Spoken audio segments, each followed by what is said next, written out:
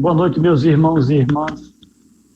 Novamente estamos reunidos na busca do conhecimento através do estudo do Livro dos Médiuns. Estamos na segunda parte, no capítulo, hoje, iniciando o capítulo 13, que tem como título Psicografia. Meus irmãos, a gente veio estudando e até o presente momento nós estamos observando as ações dos espíritos independente da nossa participação direta. São eles se manifestando, dando pancadas, movendo as coisas e etc. Claro que para tudo isso é necessário utilizar fluidos de algum médium, mas não existe uma participação direta do médium. A partir desse capítulo, agora a coisa começa a tomar uma outra, digamos, uma outra conotação. Agora, nós vamos ver a participação direta do médium no processo. Então, observem como Kardec realmente estava qualificado, como ele teve uma equipe que elaborou de uma forma perfeita a estrutura e o encadeamento dos assuntos para que nós aprendamos mais facilmente. Falou dos fenômenos, das ocorrências, agora começa a falar sobre a nossa cooperação nesses problemas. 1857, surgiu o Livro dos Espíritos. 1861, 4 anos após o Livro dos Espíritos, veio o Livro dos Médiuns. E ainda hoje, as pessoas parecem que não assimilaram o que está na primeira página desse livro. E eu peço a vocês para que a gente vá lá para essa página. Veja só. Introdução. E Kardec, no início do livro, primeiro parágrafo do livro, ele dá um alerta que eu quero que todos vocês guardem isso muito bem. Vejam só. Eles dizem assim, os espíritos, e Kardec diz para nós: a experiência nos confirma todos os dias, nesta opinião, que as dificuldades e as decepções que se encontram na prática do espiritismo têm sua fonte na ignorância dos princípios dessa ciência. E estamos felizes por termos constatado que o trabalho que fizemos para premunir os adeptos contra os escolhos do noviciado produziu frutos e que muitos deveram, à leitura atenta desta obra, ter podido evitá-los. Esse parágrafo inicial do Livro dos Médiuns foi desconsiderado e ainda é desconsiderado por muitos trabalhadores espíritas. Você chega na casa espírita e diz que viu um fantasma, que você é médium e tem que desenvolver, tem que ir para a mesa mediúnica. Médium que não trabalha, não se pergunta se você já estudou, se você leu algum livro, não se pergunta nada. Aceita que você é médium e diz que você tem que ir para a mesa mediúnica. E, lamentavelmente, nós vemos os desastres acontecerem. Portanto, meus irmãos, a gente está vendo já na introdução desse livro como é necessário o estudo. Não tem essa história de porque eu sou médium, eu tenho que... Peraí, você é médium, mas você será médium de tarefa? Porque, como Kardec vai dizer, e a gente vai ver isso no livro, todos somos médiuns. Mas nem todos foram convocados para uma tarefa com a mediunidade. É isso que precisa ser analisado e refletido. Por isso, a partir de agora, nós vamos ver, vamos estudar pormenorizadamente a participação do encarnado, o médium, no evento com a espiritualidade, os desencarnados. A mediunidade em ação. E aí, vamos à temática da noite, psicografia. Kardec foi metódico. Ele observou tudo. E ele começa dizendo assim. Aliás, esse capítulo tem psicografia indireta, cestas e pranchetas, psicografia direta ou manual. São os itens que contém esse capítulo 13. E a gente começa esse capítulo no item 152, que eu passo a ler agora. A ciência espírita progrediu como todas as outras, e mais rapidamente do que as outras, porque alguns anos apenas nos separam desse meio primitivo e incompleto que se chamou trivialmente de as mesas falantes, e já se pode comunicar com os espíritos tão facilmente e tão rapidamente como os homens o fazem entre si, e isso pelos mesmos meios, a escrita e a palavra. A escrita tem, sobretudo, a vantagem de acusar mais materialmente a intervenção de uma potência oculta e de deixar traços que se podem conservar, como nós o fazemos em nossa própria correspondência. O primeiro meio empregado foi o das pranchetas e das cestinhas, munidas de um lápis. Eis qual era a sua disposição. 153. Dissemos que uma pessoa dotada de uma aptidão especial para imprimir o movimento de rotação a uma mesa ou a um objeto qualquer. Tomemos no lugar de uma mesa uma pequena cesta de 15 a 20 centímetros de diâmetro, abre aspas, seja ela em madeira ou em vime, pouco importa a substância, é indiferente, fecha aspas.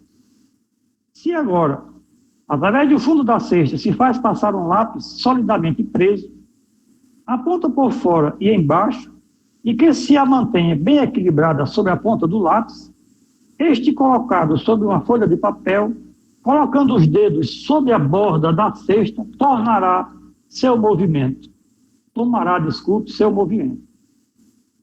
Mas, em lugar de girar, ela passeará o lápis em sentidos diversos sobre o papel, de maneira a formar, sejam riscos insignificantes, sejam caracteres de escrita. Se o espírito for evocado e queira ele se comunicar, responderá não mais por pancadas, como na tipologia, mas por palavras escritas. O movimento da cesta não é mais automático como nas mesas girantes. Torna-se inteligente. Nesta disposição, o lápis, alcançando a extremidade da linha, não retorna mais sobre si mesmo para começar uma outra. Continua circularmente de tal sorte que a linha da escrita forma uma espiral, e é preciso girar várias vezes o papel para ler o que foi escrito. A escrita assim obtida não é sempre muito legível. As palavras não estão separadas. Mas o médium, por uma espécie de intuição, a decifra facilmente.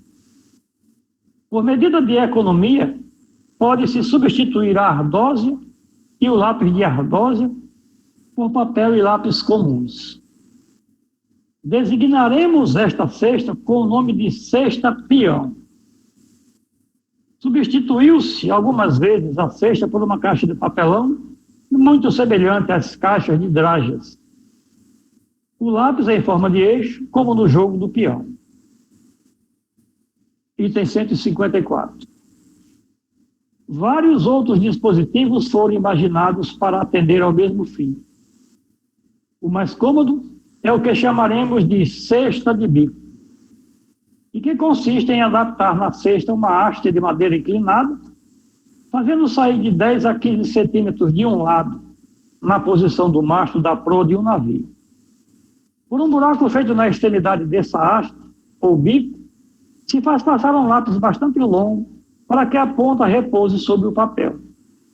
O médium, tendo os dedos sobre as bordas da cesta, todo o aparelho se agita e o lápis escreve, como no caso acima, com a diferença de que a escrita em geral é mais legível, as palavras separadas e as linhas não estão mais em espiral, mas se seguem como na escrita comum, o médium podendo facilmente reconduzir o lápis de uma linha a outra. Obtém-se assim dissertações de várias páginas, tão rapidamente como se escrevesse com a mão. Kardec ainda está descrevendo para nós os instrumentos que foram utilizados no seu período. Vejam as dificuldades, os malabarismos que eram feitos naquele período. Item 155. A inteligência que atua se manifesta frequentemente por outros sinais inequívocos. Chegado ao fim da página, o lápis faz espontaneamente um movimento para virá-la. Se quer se reportar a uma passagem precedente, na mesma página ou em outra, procura com a ponta do lápis, como faria com o dedo, depois a sublinha. Se o espírito quer, enfim, se dirigir a um dos assistentes, a extremidade da haste de madeira se dirige para ele. Para abreviar, exprime frequentemente as palavras sim e não, por sinais de afirmação ou de negação, como fazemos com a cabeça. Se quer expressar a cólera e a impaciência, bate a golpes redobrados com a ponta do lápis e frequentemente a quebra. 156. Em lugar da cesta, algumas pessoas se servem de uma espécie de pequena mesa feita a propósito, de 12 a 15 centímetros de comprimento, por 5 a 6 de altura, de 3 pés, um dos quais leva um lápis. Os outros 2 são arredondados ou guarnecidos de uma pequena bola de marfim para deslizar facilmente sobre o papel. Outros se servem simplesmente de uma prancheta de 15 a 20 centímetros quadrados, triangular, oblonga ou oval. Sobre uma das bordas há um buraco oblíquo para colocar o lápis, colocada para escrever, encontra-se inclinada e se apoia em um dos seus lados sobre o papel. O lado que se apoia sobre o papel está algumas vezes guarnecido de 2 pequenos roletes para facilitar o movimento. Concebe-se, de resto, que todas essas disposições nada têm de absoluto. A mais cômoda é a melhor. Ainda as modalidades de, entre aspas, ferramentas que foram utilizadas. Com todos esses aparelhos, é preciso quase sempre que estejam em 2 pessoas, mas não é necessário que a segunda seja dotada de faculdade medianímica. Serve unicamente para manter o equilíbrio e diminuir a fadiga do médium. O item 157.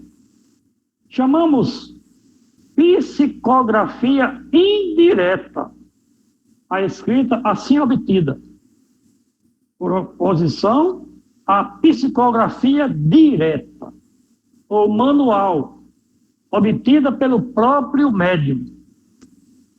Já estamos chegando à participação do encarnado no fenômeno. Para compreender este último procedimento, a participação do médium no fenômeno da escrita pelo espírito, ele diz: para compreender este último procedimento, é preciso inteirar-se do que se passa nesta operação. E ele vai explicar.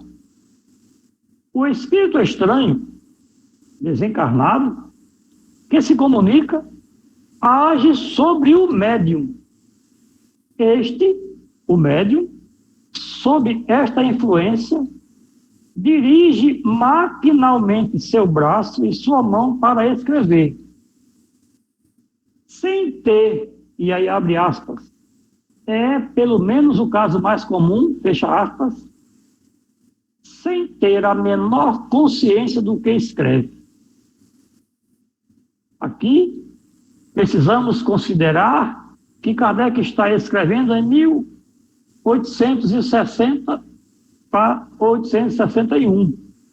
Início da psicografia direta. Então, naquele período, a psicografia era inconsciente. E continuemos. A mão atua sobre a cesta e a cesta sobre o lápis. Assim, não é a cesta que se torna inteligente, mas é um instrumento dirigido por uma inteligência. Não é, na realidade, senão um porta-lápis, um apêndice da mão, um intermediário entre a mão e o lápis. Suprimir esse intermediário e colocar o lápis na mão e tereis o mesmo resultado com um mecanismo muito mais simples. Uma vez que o médium escreve como o faz em condições normais. Assim, toda pessoa que escreve com a ajuda de uma cesta, uma prancheta ou outro objeto, pode escrever diretamente. De todos os meios de comunicação, a escrita manual, designada por alguns com o nome de escrita involuntária, é, sem contradita, a mais simples, a mais fácil e a mais cômoda, porque não exige nenhuma preparação e se presta, como a escrita corrente, aos mais longos desenvolvimentos. Voltaremos ao assunto falando dos médiuns. Item 158. No começo das manifestações, quando se tinham a esse respeito ideias menos precisas, vários escritos foram publicados com essa designação. Comunicações de uma cesta, comunicações de uma prancheta, comunicações de uma mesa e etc. Hoje se compreende tudo o que essas expressões têm de insuficientes ou de errôneas, abstração feita do seu caráter pouco sério. Com efeito, como acabamos de ver, as mesas, pranchetas e cestas não são senão instrumentos ininteligentes, embora animadas momentaneamente de uma vida fictícia, e que não podem nada comunicar por elas mesmas. É aqui tomar o efeito pela causa, o instrumento pelo princípio. Igualmente se desejaria que um autor colocasse sobre o título de sua obra que a escreveu com uma pena metálica ou de pata. Esses instrumentos, aliás, não são absolutos. Conhecemos alguns que, em lugar da cesta peão que descrevemos, se serviam de um funil pelo gargalo do qual passavam o lápis. Ter-se então podido ter comunicações de um funil, de uma caçarola ou de uma saladeira. Se elas ocorrem por meio de golpes, e esses golpes sejam dados por uma cadeira ou um bastão, não será mais uma mesa falante, mas uma cadeira ou um bastão falante. O que importa conhecer não é a natureza do instrumento, mas o modo de obtenção. Se a comunicação ocorre pela escrita, que o porta-lápis seja tudo o que se queira. É para nós a psicografia. Se é por pancadas, é a triptologia. Tomando o espiritismo as proporções de uma ciência, torna-se-lhe necessária uma linguagem científica. Então, meus irmãos, vejam só. A gente está caminhando passo a passo no entendimento da estrutura da mecânica e da funcionalidade, da interação, da comunicabilidade entre os dois planos, o invisível e o plano físico.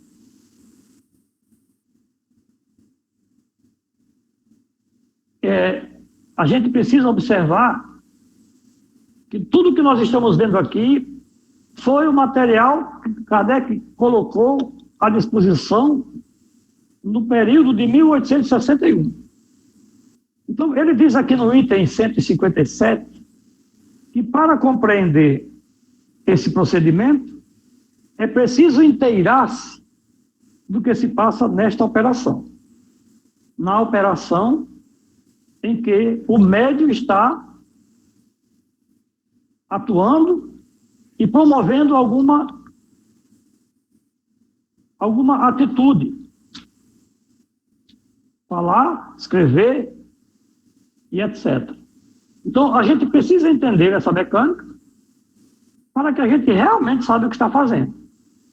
O outro ponto aqui que chama a atenção é quando ele diz que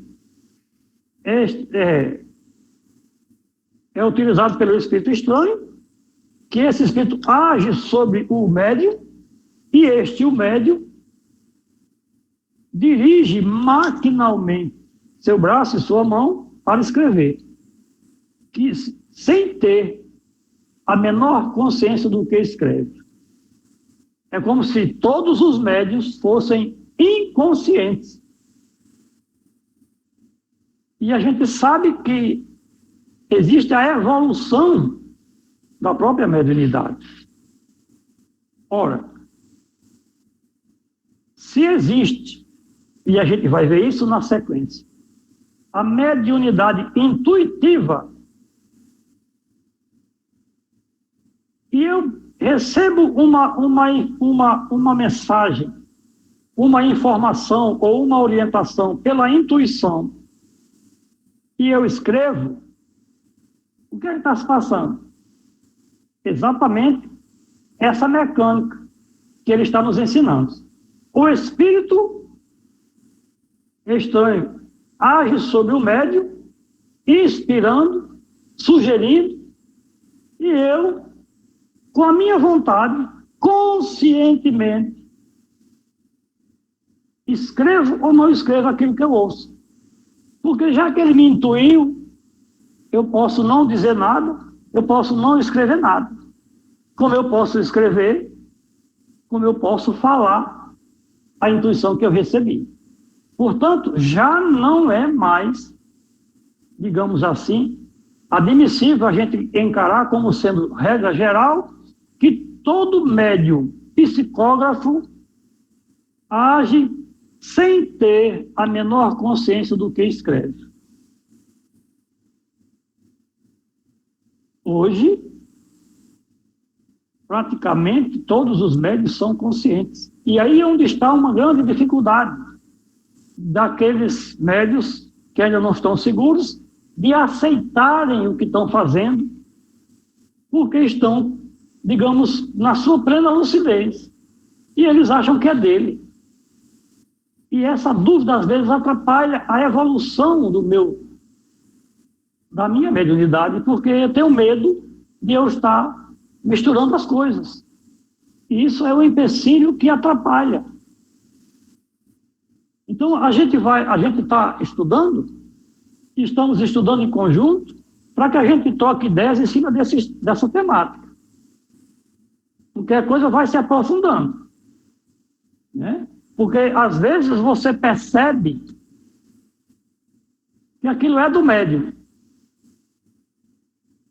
Por mais que ele tente dar uma conotação diferente, você percebe que é do médium. Você pede para alguém fazer uma prece na casa espírita, aí ele começa, meus irmãos, vamos, opa! Ele começa a mudar a voz, aí bolar, ele cria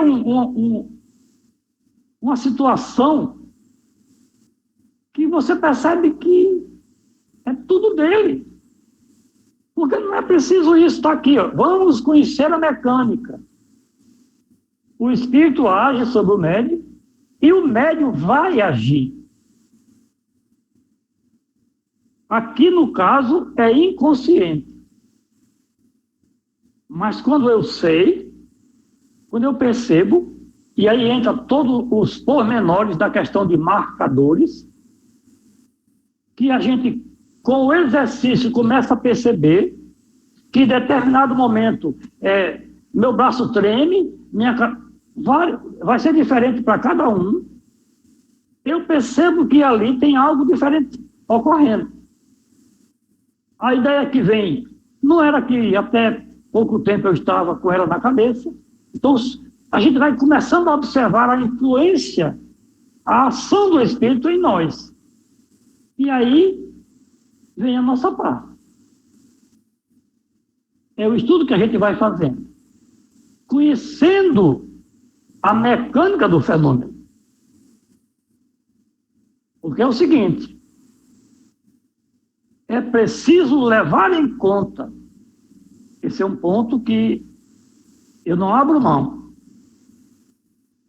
Eu tenho que ser o Senhor do meu corpo, da minha vontade.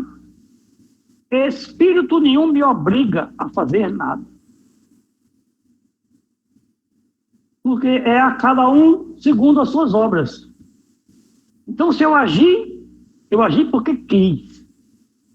E vamos ali derrubar aquele tambor de lixo? Eu vou se eu quiser. Houve a influência, houve a sugestão. Mas eu vou usar a razão, analisar a sugestão e dizer, não, isso aqui não é bom. Não, vou não, cara, vai você. Não, mas o Espírito... Bom, se ele me dominou, aí a coisa muda de figura. Aí eu perdi a minha vontade. Aí eu estou debaixo de uma obsessão. Eu já não posso mais reagir, eu não posso mais refletir, eu não posso mais escolher. Eu estou sendo conduzido, manipulado pelo Espírito. E como ele conseguiu isso? Por favorecimento meu. Por isto, é necessário que a gente entenda aquela colocação da introdução. Só coloque na mesa mediúnica alguém que já conheça a doutrina.